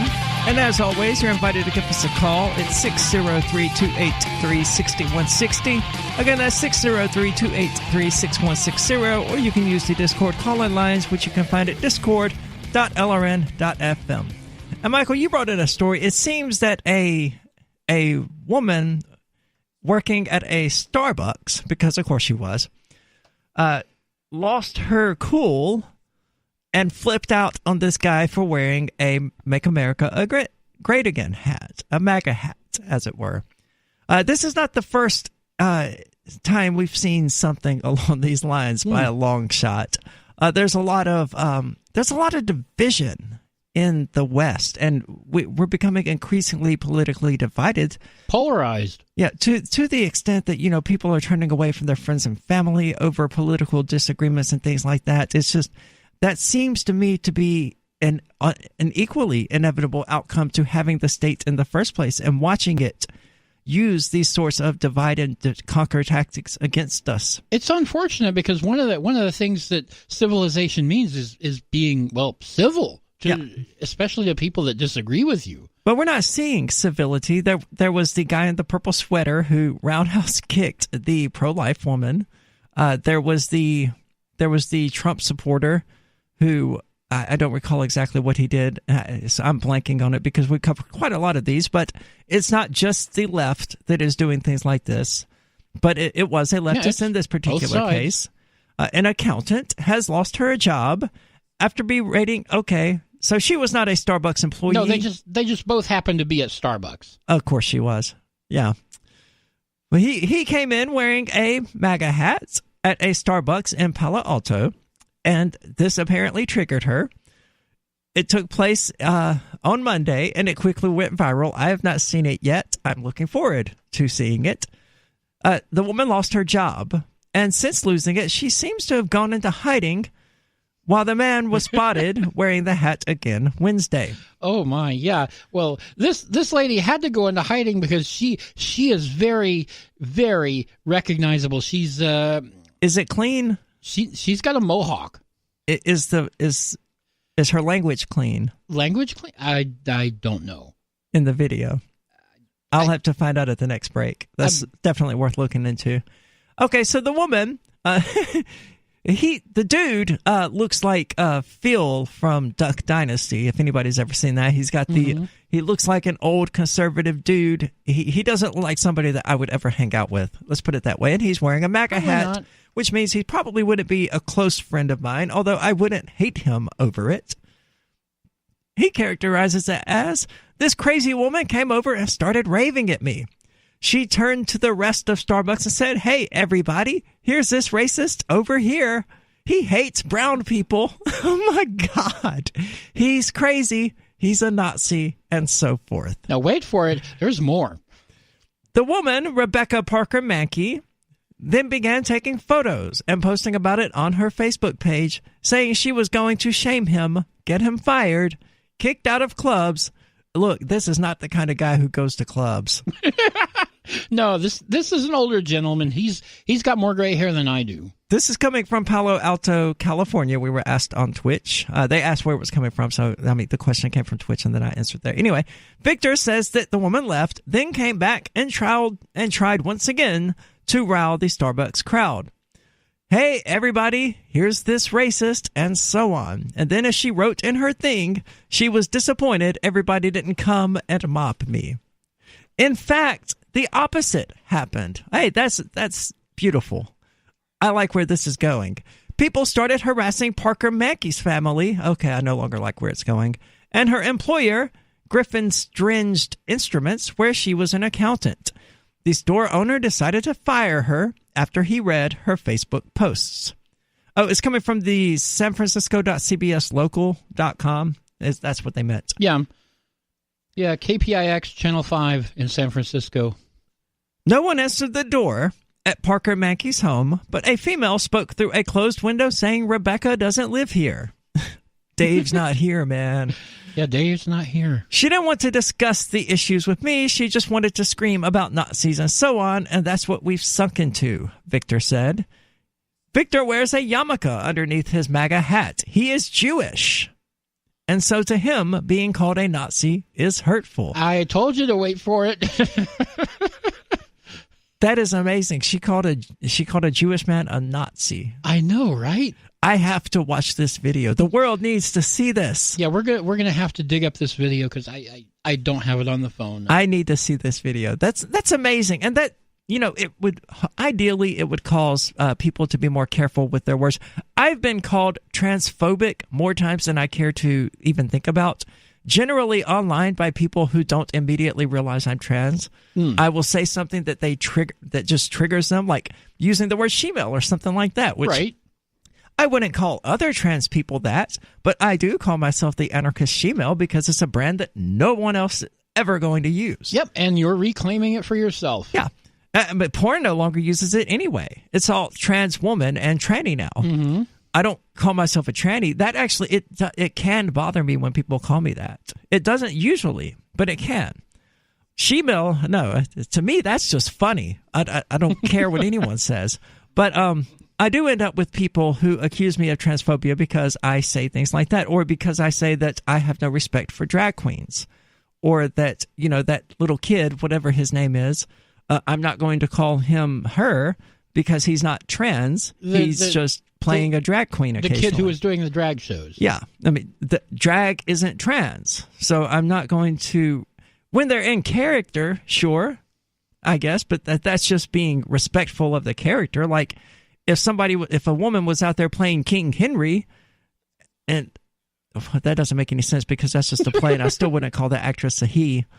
So it's a bit more nuanced than what I was initially going to say, but, if they want to play dress up and pretend to be the other gender briefly, I mean, that's fine. And while they're pursuing that, while they're actively engaged in the pursuit of that, I will gladly use the pronouns of their choice.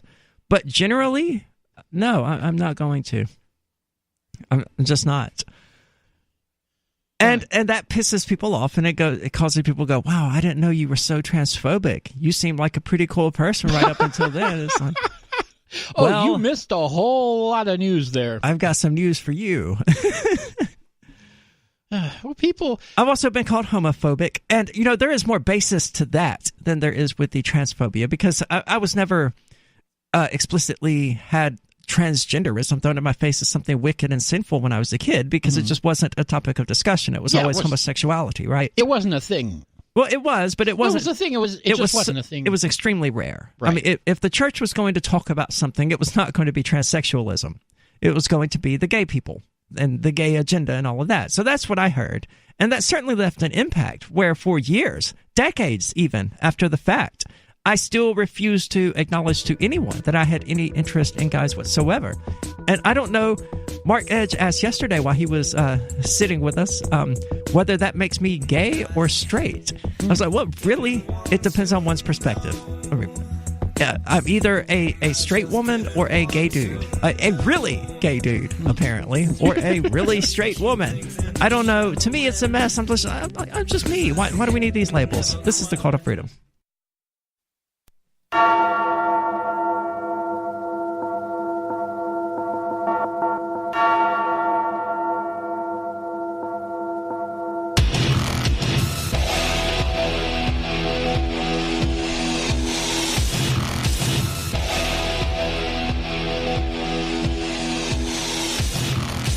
Welcome back. This is the Call to Freedom, and as always, you're invited to give us a call at 603-283-6160, or you can use the Discord call-in lines, which you can find at discord.lrn.fm. And I meant to get into this yesterday. Joe Biden apparently feels really bad about all of the women he molested over the last several decades, and has totally promised not to do it anymore.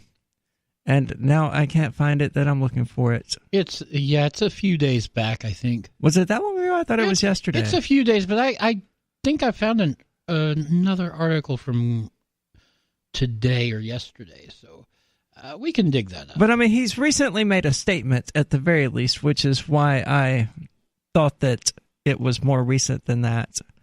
Oh, that was what the issue was. Washington Post was paywalled. And I have no interest in doing that. Rev!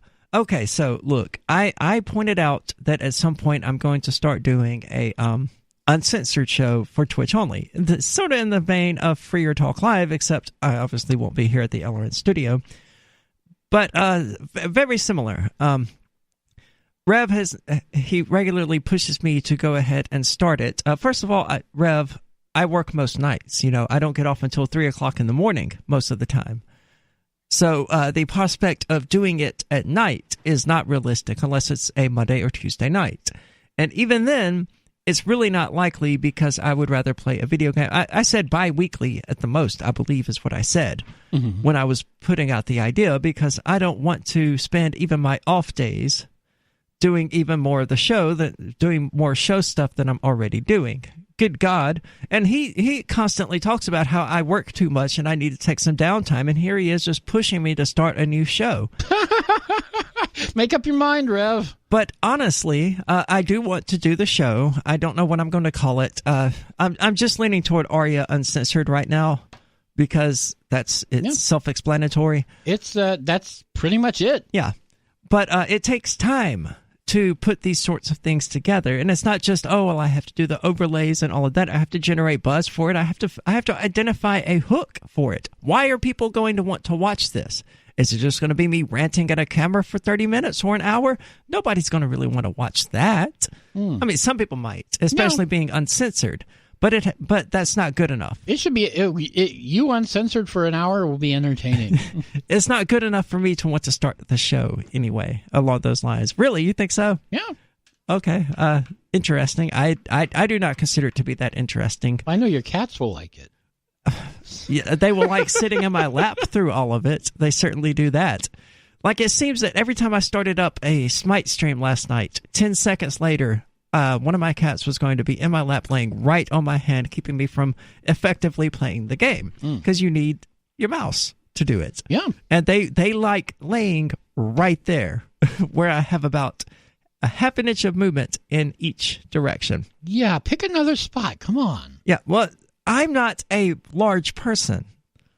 They both want to lay on me, and the way I have it set up is when I play these kind of games, I have my keyboard in my lap and my mouse in my lap with a mouse pad and something too hard to anyway. So that's how I have it set up because that's the way I prefer. It's the way I've always played it because I'm used to using things like televisions and things like that as monitors rather than an actual computer monitor seated at a desk. Right. So I've got the keyboard and the mouse pad sitting in my lap. I've also got both cats trying their best to fit. And it is so distracting. It's cute, right? When it happens, it is cute because I love my cats to death, but it's so irritating when I'm trying to do anything and they just keep pressing the space bar or whatever because they don't care. Yeah. They don't know what's going on in the game. They have, well, it's not just that. They just have no care of personal space whatsoever. Oh, no. But that's cats for you. So I don't have this article pulled up in front of me now because of this paywall from the Washington Post, but I put another one on the same story in Telegram, so you should be able to. I do intend to start that show. I'm not exactly sure when because, as I said, I have to generate some attention for it before I do that, like Shemale versus Nazi, which we did on March the 15th. We spent weeks promoting that. Not just here on the Call to Freedom, but it was promoted on Free Talk Live. Chris Cantwell promoted it.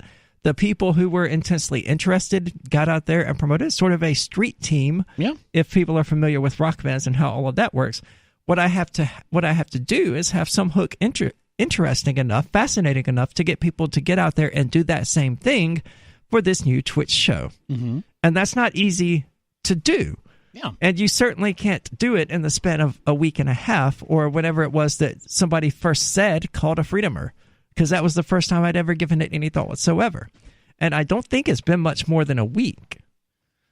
So we finally... Oh, I thought Biden did apologize. Okay. They're saying his apology isn't a real apology. Oh, well, this is coming to us from Bloomberg about creepy Uncle Joe Biden. Apparently, if you type the word creepy right now into Google, the first result you will get is creepy Uncle Joe in reference to Joe Biden. Sounds about right. Who is a pretty creepy dude when it comes down to smelling people's hair and things like that. Yeah, what is up with that? I don't know what's up with that. That's weird, man. That's like Buffalo Bill kind of weird. That's what I would be concerned about in regard to Joe Biden. Former vice president, you remember all of the memes about how Joe Biden didn't have any controversies. He was vice president for 8 years and got out of office and didn't shoot anyone in the face, didn't misspell potato, didn't do any of that. Yeah, he did absolutely nothing, apparently. Well, the chicken has come home to roost, it would seem, because he's being faced with accusations from several women that he's made them uncomfortable with unwanted physical contact. But he now says that he understood that social norms have changed and that he needs to be more respectful of the personal space of others. Now, somebody else said this recently. Somebody else said that social norms have changed and God, I wish I could. And we criticized it coming from them, too, because it was the same kind of placating BS coming out of the mouth of someone else who had historically been guilty of not sexual assaults, but sexual harassment of women, coming out and saying, oh, yeah, well, social standards have changed, so... And they're not wrong. It's no longer acceptable to molest women in public. No, it's not. He is correct about that. I would say I'm appalled that this had to be pointed out to anyone, but clearly it did. It did. But evidently, if wider society was still okay, because that's the issue here, is that he's not adopting these social norms because he thinks they're right or they're more just. He's adopting them because they're the social norms and he doesn't want to get in trouble. Right. This is not him doing it because it's the right thing to do. This is him doing it because he's a politician. Yeah. Yeah, and he wants to be popular. And if rumors are to be believed, he wants to be president in 2020. Yeah, we'll get a Biden 2020 T-shirt. I saw a Biden 2020 T-shirt which has like handprints over the breasts. I have to buy that. I have to find where you saw that and buy it. I will dig that up again, and I will make sure that we promote that. I did it. No, I get it. Biden said in a 2-minute web video posted Wednesday afternoon. I hear what they're saying. Well, that's good. But again, you shouldn't have. This is one of those kinds of things you shouldn't have to tell people. You shouldn't have to tell people, hey, it's not okay to walk up behind women, grab their boobs, and smell their hair. You're not allowed to do that sort of thing, Uncle Joe. Yeah, that sort of thing was. When was that ever okay? Well, historically, I think there is some basis to the whole creepy grandpa doing things like that. And that seems to be sort of the vein in which he sees this sort of behavior as, oh, don't mind me, I'm just the creepy grandpa asking the 16-year-old cheerleaders to come sit on grandpa's lap. But that's creepy, dude. Yeah, it is. It's creepy, perverted behavior that, honestly, you're old enough to know better than to take part in. But we're going to dig further into Joe Biden and his signaling that he wants everyone to forgive him, although he's not asking for forgiveness and certainly not apologizing. This is the Call to Freedom.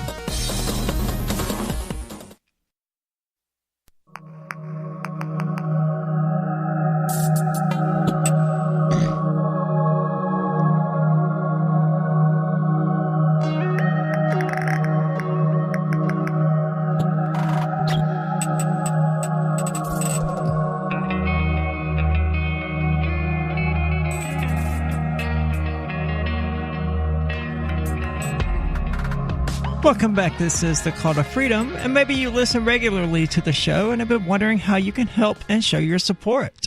Well, social media shares certainly go a long way, but so does cash, and you can do that with Patreon at patreon.com/call-to-freedom. Our wonderful patrons there are currently helping to keep the show up and running, like the podcast at calltofreedomlive.podbean.com, and we can't thank them enough for showing their support for our efforts by helping to ensure that those efforts are ongoing. Once more, if you would like to check it out, that's patreon.com/call-to-freedom. And we've been discussing Joe. I don't remember what in the world we were discussing. I guess it was Joe Biden. Yeah. Creepy Joe. Yeah, creepy Uncle Joe.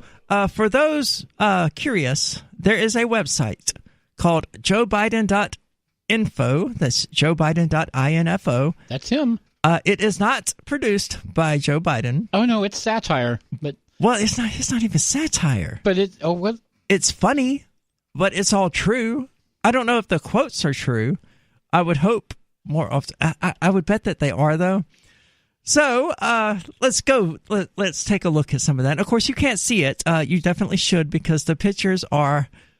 They're exactly what you would expect. Uncle Joe is back and ready to take a hands-on approach to America's problems. Joe Biden has a good feel for the American people. Oh, God. And knows exactly what they really want deep down. This is so cringeworthy.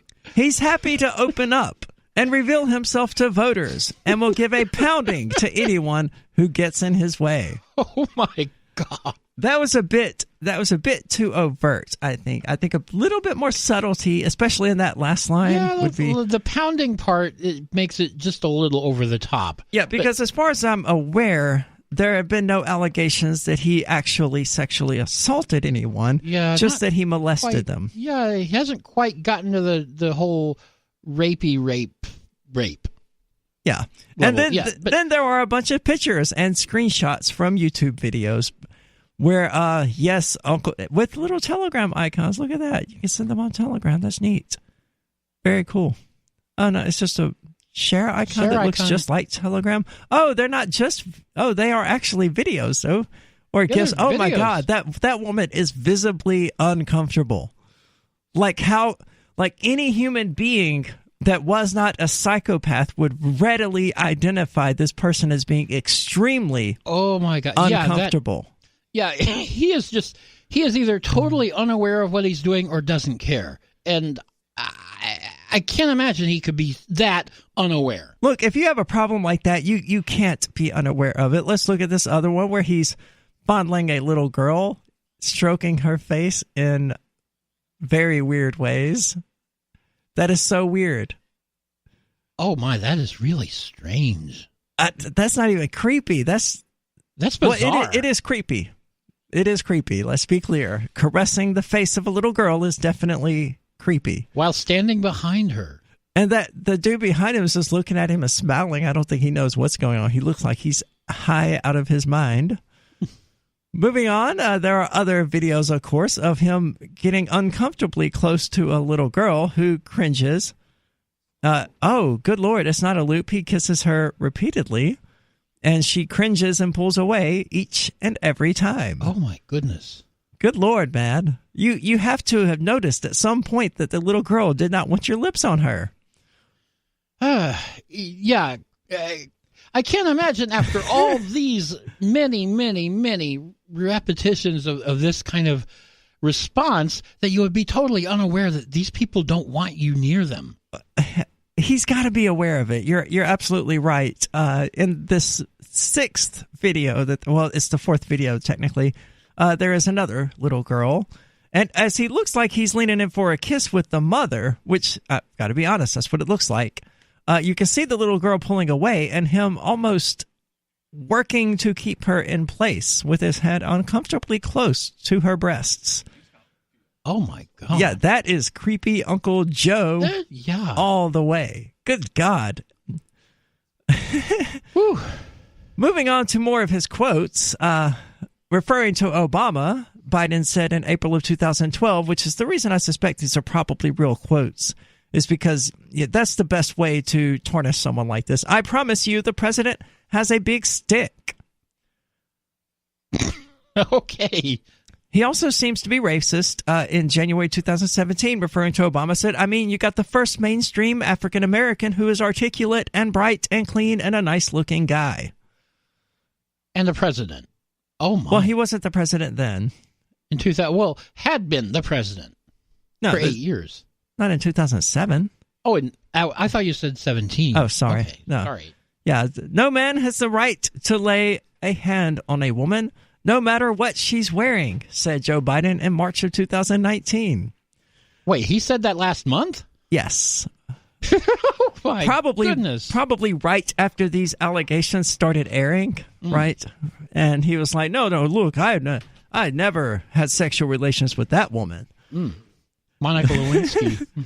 But, I mean, again, that's joebiden.info. I would highly recommend anybody out there watch it. We don't have it set up at the moment, but we could, in theory, show you these videos of him copping a feel on this little girl, of people clearly pulling away from him, that he's absolutely got to be aware of this and just not care. Yeah, I can't imagine that he would get that kind of response from somebody and not notice, I mean, there was one occasion once where I randomly went to lick a coworker on the cheek, don't ask, and they pulled away, so I didn't pursue it. Right. I fell back and thought, okay, my bad, I wasn't trying to bother you. This is essentially what's happening here, except he continues like, no, like Elvira chasing a cat trying to give it a hug. That seems to be Joe Biden. caressing this little girl's face is also so weird. Yeah, that's the weirdest one. I think it could be sent via Telegram, so I'm going to send that. Now, why does it look like the Telegram icon then? I don't know. Well, because Telegram, it does. It's identical to the Telegram icon. Does it not have? It has like 5 or 6 different share options there, right? It does, but none of them were Telegram, and that's the only thing that I have access to at this exact moment. But so Joe Biden, definitely creepy, and wants people to believe that he's totally changed his ways and is not going to be creepy Uncle Joe anymore. Yeah. I got some nice beachfront property in Arizona for you. He didn't apologize to the women who have come forward or anyone else who may have been uncomfortable, saying of his physical gestures, "It's the way I've always been." To molest women? And I mean, there's no doubt. It's the way it's always been. It's molestation when you touch and caress people against their will. If that's always been your nature, I would suggest that you are probably a psychopath and should probably not be running for president. But Biden, who is 76, has been expected to announce this month that he'll make his third run for the Democratic presidential nomination. He gave no indication of this in the video. He has long been known for hugging and kissing supporters and others who he comes in contact with. Let's replace all of that and be a bit more accurate. No, we are not Republicans. I'm an anarchist, actually. No, we're not. We're not Republicans. We're not Democrats. We're not either one. But this is very, very funny to me. So there is so much wrong with this, right? Like, he has not been known for hugging and kissing female supporters.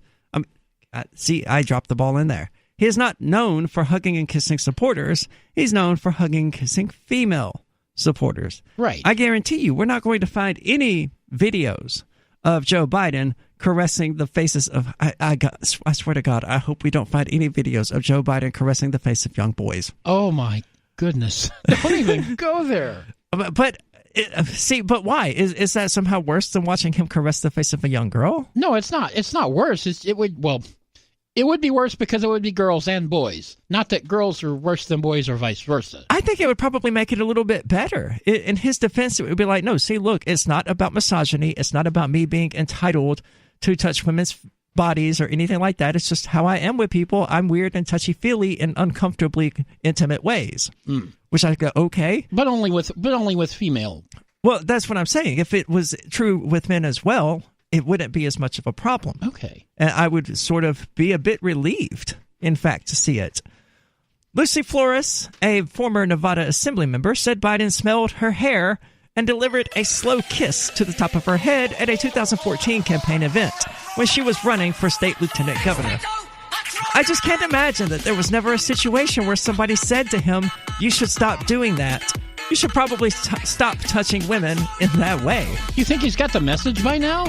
No, but I think for political expediency, he is going to pretend to. And this has been The Call to Freedom. Thanks for watching, and don't go anywhere because Free Talk Live is coming up next.